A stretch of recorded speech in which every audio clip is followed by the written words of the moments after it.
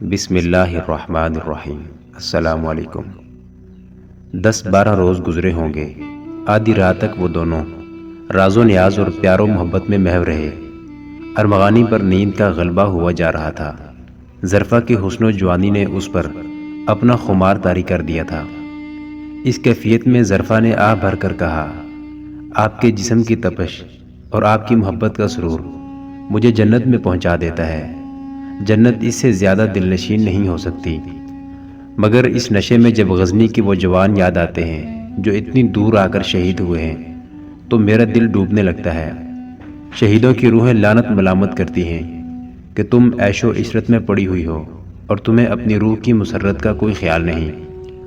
اس نے بےتاب ہو کر ارمغانی کے گلے میں باہیں ڈال دی اور بولی، میری روح کا گھلا گھونٹ دو تاکہ میں صرف خوبصورت جسم رہ جاؤں اور تم اس کے ساتھ کھیلتے رہو۔ اگر ہم ان شہیدوں کے عزم کو جنہیں وہ ادھورا چھوڑ گئے ہیں پورا نہیں کر سکتے تو ہمیں اپنا مذہب تبدیل کر لینا چاہیے۔ ارمغانی پر خمار طاری تھا۔ یہ خمار اس کی عقل پر غالب آ گیا۔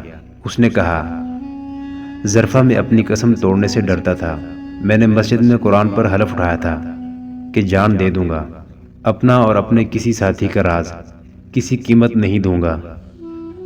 آج میں اپنی قسم اس لیے توڑ رہا ہوں کہ مجھے یقین ہو گیا ہے کہ تم میری بیوی ہی نہیں، میرے ان ساتھیوں کی طرح میری ساتھی ہو جو میری طرف حلف اٹھا کر پشاور سے آئے تھے۔ میرا راز سن لو، میں غزنی کا جاسوس ہوں۔ میں نے نوجوانی میں غزنی جا کر جاسوسی کی تربیت حاصل کی اور یہاں آیا تھا۔ مجھ میں ہنر یہ تھا کہ گھوڑا کتنا ہی اکھڑا اور منہ زور ہو، اسے اپنا غلام بنا لیتا ہوں۔ خدا نے مجھے چند اور خوبیاں بھی دی ہیں۔ یہاں آیا تو مجھے ہندوؤں نے یہ ملازمت دے دی۔ میری قربانی کا اندازہ کرو ظرفا، میں نے اپنی جوانی کی امنگیں قربان کر دی، شادی نہ کی۔ میں نے راتیں تنہا گزار دی۔ تم جیسی حسین لڑکیوں نے مجھے محبت کے پیغام دیے۔ راجکماریوں نے میرے جسم پر قبضہ کرنے کے لیے مجھے لالچ دیے۔ میرے انکار پر مجھے مروا دینے کی دھمکیاں بھی دیں، لیکن میں عورت کے لیے پتھر بنا رہا۔ لاہور اور بٹھنڈا میں غزنی کے جو جاسوس ہیں وہ میری کمان میں ہیں۔ وہ میرا گروہ تھا جس نے ہندوؤں کی ہر پیش قدمی کی اطلاع سلطان محمود تک اتنی قبل از وقت پہنچائی ہے کہ سلطان نے حملہ روکنے کی پیش بندی بھی کر لی اور گھات بھی لگائی۔ میں وہ آنکھ ہوں جس سے سلطان محمود غزنی دیکھ سکتا ہے کہ لاہور میں کیا ہو رہا ہے۔ میرا گروہ وہ کان ہیں جن سے سلطان محمود ان گھوڑوں کے ٹاپ بھی سن سکتا ہے جو اس کی طرف لاہور سے چلتے ہیں۔ میرے گروہ نے یہاں فوج کی رسد اور سامان کا ذخیرہ بھی جلایا ہے۔ اب راجہ انند پال سلطان پر جوابی حملے کی تیاری کر رہا ہے۔ ہم اس کی رسد ایک بار پھر جلانے کی کوشش کریں گے تاکہ سلطان کو تیاری کا وقت مل جائے۔ ظرفا میں نہیں بتا سکتا کہ میں کتنے دن اور تمہیں نظر آتا رہوں گا۔ تم نے اس آدمی کے ساتھ شادی کی ہے جو جلاد کی تلوار کے نیچے کھڑا ہے۔ میں تمہارے والد کو یہ راز نہیں دے سکتا تھا کیونکہ وہ میرے لیے اجنبی تھے۔ ظرفا نے اسے اپنے سینے سے لگا لیا اور بولی، آپ نے میری روح کو مسرتوں سے سرشار کر دیا ہے۔ مجھے آپ نے روحانی سکون دیا ہے۔ میں آپ سے وعدہ کرتی ہوں کہ مجھے آپ جہاں بھی استعمال کریں گے میں ہر مشکل میں آپ کے ساتھ ہوں گی۔ آگ لگانے اور آگ میں کود جانے سے بھی نہیں ڈروں گی۔ میں مر جانا پسند کروں گا، تمہیں کسی مشکل میں نہیں ڈالوں گا۔ ارمغانی نے کہا، اگر پکڑا گیا یا مارا گیا تو تمہیں بہت دن پہلے بتا دوں گا کہ تمہیں کہاں جانا ہے۔ مجھے اپنے 1-2 ساتھیوں کے ٹھکانے بتا دیں، ظرفا نے کہا، تاکہ آپ زیادہ دنوں کے لیے غیر حاضر ہو جائیں تو میں ان سے معلوم کر لیا کروں۔ ہم نے یہ راز اپنی ماؤں کو بھی کبھی نہیں دیے۔ ارمغانی نے کہا، تمہیں اگر میری غیر حاضری میں یہاں سے غائب کرنے کی ضرورت پڑی تو میرے ساتھی خود آ کر تمہیں لے جائیں گے۔ ان کے پاس میری کوئی ایسی نشانی ہوگی جسے دیکھ کر تمہیں اعتبار آ جائے گا کہ تمہارے ساتھ دھوکہ نہیں ہو رہا۔ ظرفا نے جب ایک بار پھر کہا کہ اسے اپنے 1 یا 2 ساتھیوں کے نام اور ٹھکانے بتا دے تو ارمغانی نے غصے سے کہا، ظرفا اپنی زبان سے یہ سوال دو ڈالو، میں اس راز پر تمہاری محبت کو بھی قربان کر سکتا ہوں۔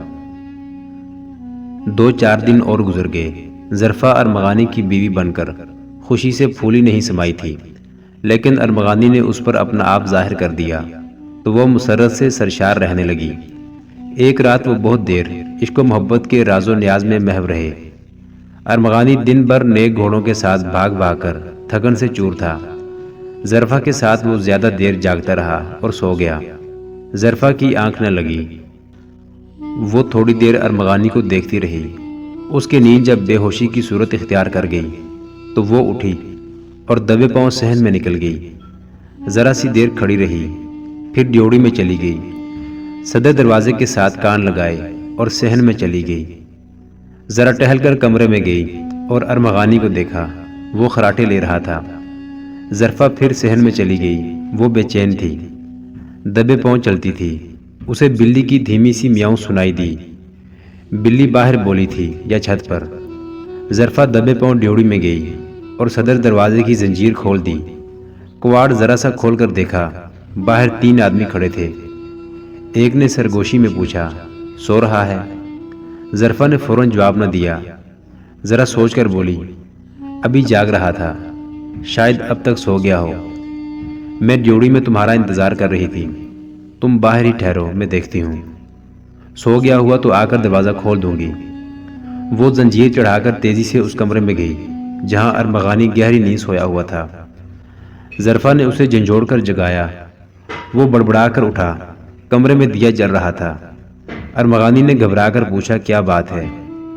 زیادہ باتیں کرنے کا وقت نہیں ارمغانی، ظرفا نے بڑی تیزی سے بولتے ہوئے کہا۔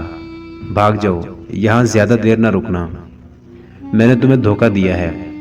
میرا باپ مجھے دھوکے کا ذریعہ بنا کر لایا تھا۔ میرا باپ تاجر نہیں، راجہ انند پال کا جاسوس ہے۔ ہم پشاور سے نہیں، بٹھنڈا سے آئے ہیں۔ ہم مسلمان ہیں۔ تمہارے متعلق کسی نے شک ظاہر کیا تھا کہ تم غزنی والوں کے جاسوس ہو، مگر کوئی ثبوت نہیں ملا تھا۔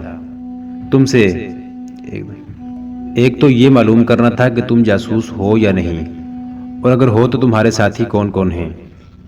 میرا باپ بٹھنڈا سے یہاں آیا تو اسے یہ کام دیا گیا کہ تم سے راز لے۔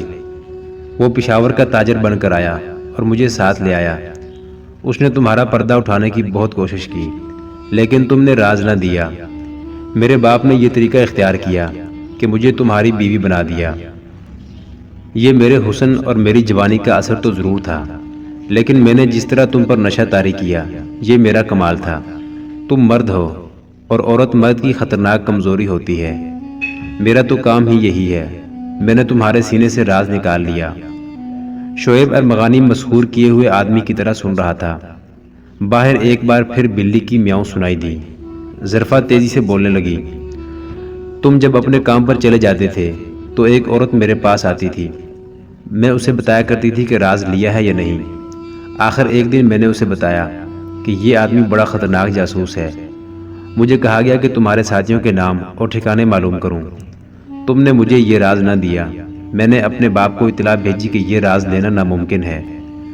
مجھے اطلاع ملی کہ آج میں جاگتی رہوں، باہر بلی کی میاؤں سنائی دے گی تو میں دروازہ کھول دوں۔ 3 آدمی آئیں گے، ان میں میرا باپ بھی ہوگا۔ وہ تمہیں پکڑ لیں گے اور یہیں تمہارے سینے سے راز نکالنے کے لیے مجھے استعمال کریں گے یا تمہیں اذیتیں دیں گے۔ مجھ سے تفصیل نہ پوچھنا، وہ آگے ہیں۔ پھر دروازہ کیوں نہیں کھولا؟ ارمغانی نے پوچھا اور اچھل کر اٹھا۔ اس نے کمرے میں رکھی ہوئی برچھی اٹھا لی اور بولا، جا بدکار، اپنی عصمت سے کھیلنے والی جا اور تینوں کو اندر بلا لے۔ میں خود جا کر دروازہ کھولتا ہوں۔ دیکھ تیرا شکار کس طرح 3 آدمیوں میں سے نکل کر غائب ہوتا ہے۔ ظرفا اٹھ کر اس سے لپٹ گئی۔ ارمغانی میری بات سن لو، خدا کے لیے باہر نہ جانا، میری بات سن لو۔ تینوں آدمی باہر کھڑے بے تاب ہوئے جا رہے تھے۔ ایک نے کہا، اب تک دروازہ کھل جانا چاہیے تھا، لڑکی دھوکہ نہ دے جائے۔ ایک اور نے کہا، اس نے اندر سے زنجیر کیوں چڑھا دی ہے؟ تمہاری بیٹی اس کی غلام ہو گئی ہے۔ ایک نے ظرفا کے باپ سے کہا، تم ہو تو بڑے عقل مند، لیکن عقل والے بیوقوفوں سے دھوکہ کھایا کرتے ہیں۔ ذرا سا اور انتظار کر لو، ظرفا کے باپ نے کہا۔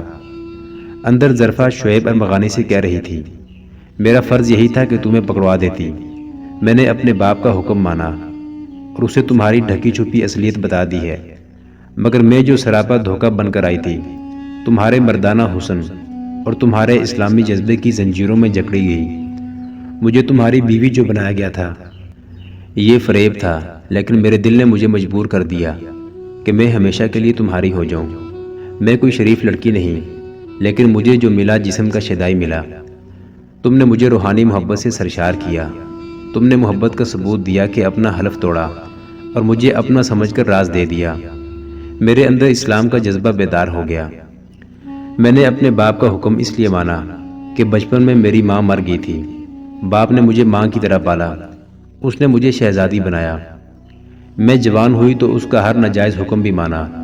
اس نے میرے ذریعے ہندو حاکموں اور ان کے ذریعے راجا کی خوشنودی حاصل کی۔ اس نے اپنا ایمان بیچ ڈالا اور خوب دولت کمائی۔ اس نے مسلمان ہو کر مسلمانوں کو ہندوؤں کے ہاتھوں ذلیل و رسوا کرایا۔ میں اس کو زندگی سمجھتی رہی، مگر تم نے مجھ پر جس دنیا کے دروازے کھولے ہیں اس سے ہمیشہ ناآشنا رہی۔ مجھے معلوم نہ تھا کہ خاوند کی محبت عورت کی جنت ہے۔ میں نے باپ کا حکم پورا کر دیا ہے۔ میں نے دروازہ کھولنے تک دل میں یہی ارادہ رکھا ہوا تھا کہ تمہیں پکڑوا دوں گی، لیکن دروازہ کھولا اور ان 3 آدمیوں کو دیکھا تو مجھ پر ایسا خوف طاری ہو گیا جیسے یہ تینوں میرا سینہ چیر کر میرا دل نکال لے جانے کے لیے آئے ہوں۔ مجھے اپنے باپ سے کہیں زیادہ تم عزیز لگے۔ ان کے لیے میں جسم ہوں۔ میری روح کو تم نے جگایا ہے۔ میں نے جھوٹ بولا اور انہیں کہا کہ تم جاگ رہے ہو، ذرا انتظار کرو۔ وہ انتظار کر رہے ہیں۔ اور چلے جاؤ ارمغانی، پیچھے سے کود جاؤ۔ اور تم شاید کبھی ملیں، ظرفا نے کہا، زندہ رہے تو ملیں گے۔ باہر 3 آدمی پریشان ہونے لگے تھے۔ ایک نے کہا کہ میں پچھواڑے چلا جاتا ہوں، مجھے گڑبڑ نظر آ رہی ہے۔ وہ ادھر کو چل پڑا۔ یہ آدمی جب پچھواڑے گیا تو ارمغانی منڈیر سے اتر چکا تھا اور دیوار کے ساتھ پاؤں جما رہا تھا۔ بلندی زیادہ نہیں تھی۔ اس آدمی نے ارمغانی کو للکارا۔ ارمغانی اوپر سے کودا اور دوسری طرف دوڑ پڑا۔ اسے دیکھنے والے نے شور مچایا، لیکن ارمغانی گلی کا موڑ مڑ گیا۔ وہ گلیوں میں دوڑتا اور اس کے تعاقب میں 3 آدمی تھے۔ اسے رات کا اندھیرا فائدہ دے رہا تھا۔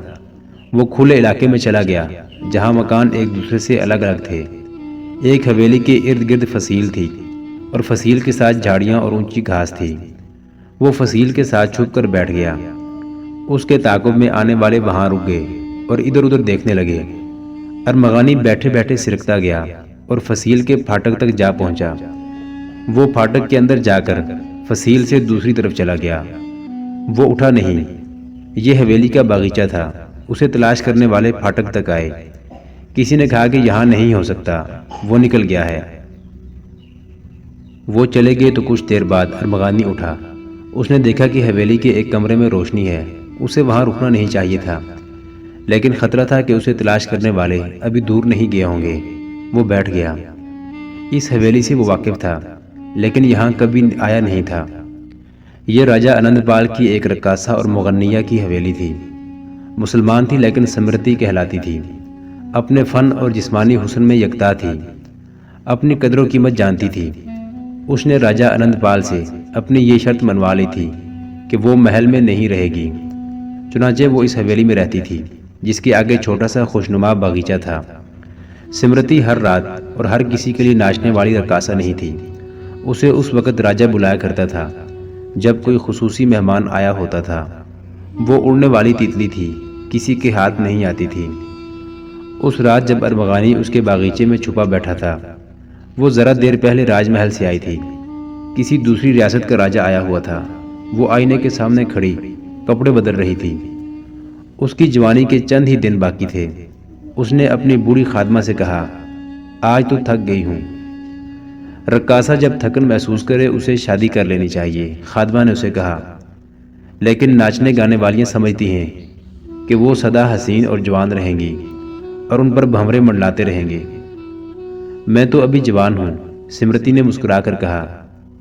میں بھی یہی کہا کرتی تھی، خادمہ نے کہا۔ تم میرے متعلق جانتی ہوگی کہ میں بھی رقاصہ تھی۔ تم نے جو شہرہ پایا ہے وہ میں نے بھی پایا تھا۔ تم جس طرح کسی انسان کو پلے نہیں باندھتی، اس طرح میں بھی بڑے بڑے طرح داروں کو دھتکار دیا کرتی تھی۔ مجھے میرے پیشے کی بوڑھی عورتیں کہا کرتی تھیں کہ کسی کے ساتھ اب شادی کر لو اور یہ پیشہ چھوڑ دو۔ میں بھی تمہاری طرح کہا کرتی تھی کہ میں تو ابھی جوان ہوں، دیکھ لو آج تمہاری خادمہ ہوں، بہت خوار ہوتی ہوں۔ میں نے شادی کا اس وقت سوچا تھا جب میرا جسم ڈھیلا پڑ گیا تھا۔ میری دہلیز پر ماتھے رگڑنے والوں نے مجھے دھتکار دیا۔ کسی بوڑھے نے بھی قبول نہ کیا۔ باہر کتے کے بھونکنے کی آواز آئی، پھر ایسی آوازیں آئیں جیسے کتے نے کسی کو پکڑ لیا ہو اور اسے جھنجھوڑ رہا ہو۔ یہ سمرتی نے حویلی کی رکھوالی کے لیے کتا رکھا ہوا تھا، رات کو اسے کھول دیا کرتی تھی۔ اس کی ایسی خوفناک آواز پر سمرتی اور خادمہ باہر کو دوڑی گئی۔ اس کا خونخوار کتا کسی آدمی پر جھپٹ رہا تھا۔ سمرتی نے دوڑ کر کتے کو پکڑا۔ کتے نے غصے میں اس کے ہاتھ پر بھی پنجہ مار دیا۔ کون ہو تم؟ اس نے اس آدمی سے پوچھا جسے کتے نے پکڑ لیا تھا۔ وہ بیٹھ گیا تھا۔ کوئی چور ڈاکو ہو؟ اگر چور ڈاکو ہوتا تو یہاں نہ کھڑا رہتا، اس آدمی نے کہا۔ میرا نام شعیب ارمغانی ہے۔ گھوڑوں کا استاد؟ ہاں سمرتی جی، ارمغانی نے کہا۔ یہاں کیا لینے آئے تھے؟ سمرتی نے کہا، اندر چلو، اگر تم بھاگے تو جانتے ہو کہ اس کا نتیجہ کیا ہوگا۔ ارمغانی جب اندر روشنی میں گیا تو اس کے کپڑے پھٹے ہوئے تھے، اس کے دونوں بازوؤں اور ایک ٹانگ سے خون بہہ رہا تھا۔ کتے نے اس کی کھال ادھیڑ دی اور ٹانگ پر کاٹا بھی تھا۔ میں نہیں مان سکتی کہ تم یہاں چوری کرنے آئے تھے، سمرتی نے کہا۔ تم ان لوگوں میں سے ہو جو میرے جسم کے شیدائی ہیں۔ تمہیں میری خوبصورتی اور جوانی یہاں لائی ہے۔ تم سمجھتے ہوگے کہ میں یہاں اکیلی رہتی ہوں۔ میرا کتا شیر اور چیتے کو بھی اس باغیچے میں نہیں ٹھہرنے دیتا۔ سمرتی نے خادمہ سے کہا، اس کے زخم دھونے کے لیے پانی گرم کرو، صاف کپڑا اور شراب لے آؤ، اس کے زخموں پر باندھو۔ شراب اور جلا ہوا سود زخم کو بہت جلدی ٹھیک کر دیتا ہے۔ خادمہ چلی گئی تو ارمغانی نے سمرتی سے کہا، تمہارے کتے نے مجھے تمہارے باغیچے میں پکڑا ہے نا، اس لیے تم مجھے چور کہہ سکتی ہو، مجھے بدکار کہہ سکتی ہو جو تمہیں اکیلا جان کر آدھی رات کو آیا ہے۔ غور سے سنو سمرتی، تمہیں اپنے جس حسن اور جوانی پر اتنا زیادہ ناز ہے، اسے اگر میری آنکھوں سے دیکھو تو اپنے آپ سے نفرت کرنے لگو۔ کیا تم مجھ سے نفرت کرنے چوروں کی طرح یہاں آئے ہو؟ جسے میں چاہتا ہوں اور جو مجھے چاہتی ہے، اگر اسے دیکھ لو تو تم آئینے میں اپنی صورت دیکھنی چھوڑ دو۔ ارمغانی نے کہا، دل سے یہ وہم کہ میں تمہاری خاطر آیا ہوں اور غرور کہ تم بہت حسین ہو نکال دو۔ تم راجہ آنند پال کی راجکماریوں سے زیادہ خوبصورت نہیں ہو، میں انہیں دھتکار چکا ہوں۔ پھر یہاں کیوں آئے تھے؟ سمرتی کے ایک ہاتھ کی الٹی طرف کتے نے پنجہ مار دیا تھا، وہاں سے خون کے 2-3 قطرے فرش پر گرے۔ ارمغانی اس کے سامنے کھڑا تھا، اس کے خود کے قطرے پہلے ہی گر رہے تھے۔ ارمغانی نے نیچے دیکھا، سمرتی کا خون اس کے خون کے ساتھ شامل ہو گیا تھا۔ اپنے خون کو دیکھو، ارمغانی نے سمرتی سے کہا، میرے خون کے ساتھ مل کر اس کا رنگ چمک آیا ہے۔ جانتی ہو کیوں؟ دونوں خون ایک ہیں۔ تم نے اپنے خون کو تکبر، غرور اور گناہ سے بدرنگ کر رکھا ہے۔ یہ اپنے خون سے ملا تو اپنے اصلی رنگ میں آ گیا ہے۔ حیران ہو کہ مجھے نہ دیکھو رقاصہ، اب میں تمہیں سمرتی نہیں کہوں گا، تمہارا اصل نام مجھے معلوم نہیں۔ میں ہندوانہ نام سے ایک مسلمان لڑکی کی توہین نہیں کروں گا۔ میں کہہ رہا تھا کہ میرا اور تمہارا خون ایک ہے، اور یہ ان باپوں کا خون ہے جو ایک تھے، اور ہو سکتا ہے کہ میرا اور تمہارا خون ایک ہی باپ کا ہو۔ تم کوئی پاگل معلوم ہوتے ہو۔ تم جانتی ہو میں کون ہوں، ارمغانی نے کہا۔ میں تمہیں تمہارے خون کی اصلیت دکھا رہا ہوں۔ رقص اور موسیقی تمہارا مذہب نہیں، حسن اور جوانی اور تمہاری آواز کا جادو تمہاری ملکیت نہیں۔ کل پرسوں تم ان سب سے محروم ہو جاؤ گی۔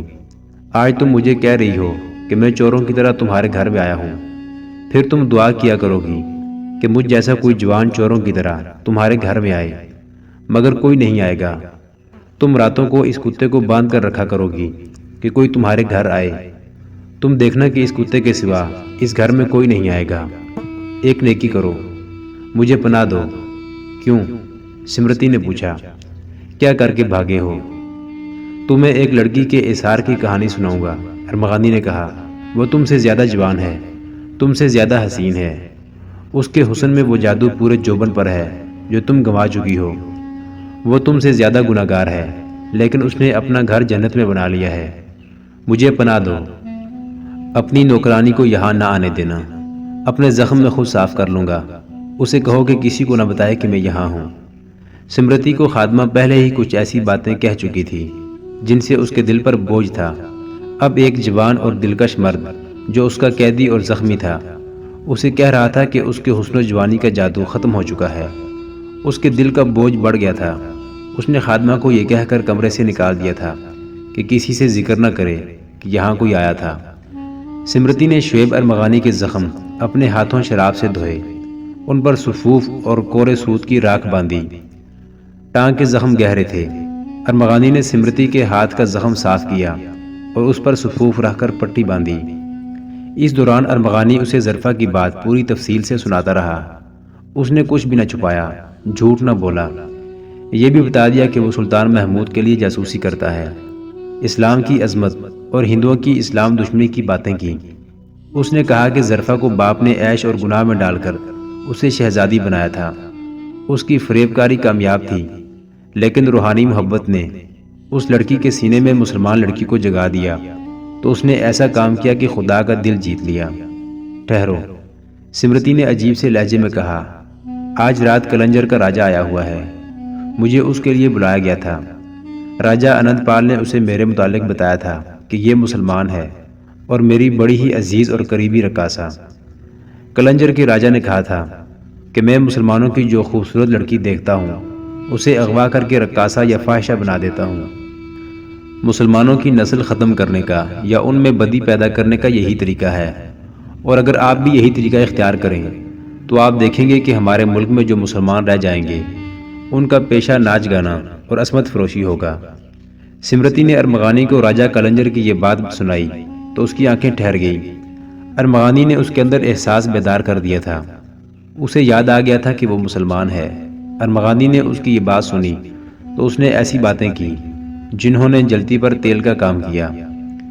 میں مسلمان بیٹیوں کی عصمت پر قربان ہو رہا ہوں، ارمغانی نے کہا۔ غزنی سے اتنی دور آ کر شہید ہونے والے تم جیسی بیٹیوں اور بہنوں کی عصمت کی خاطر شہید ہوئے ہیں۔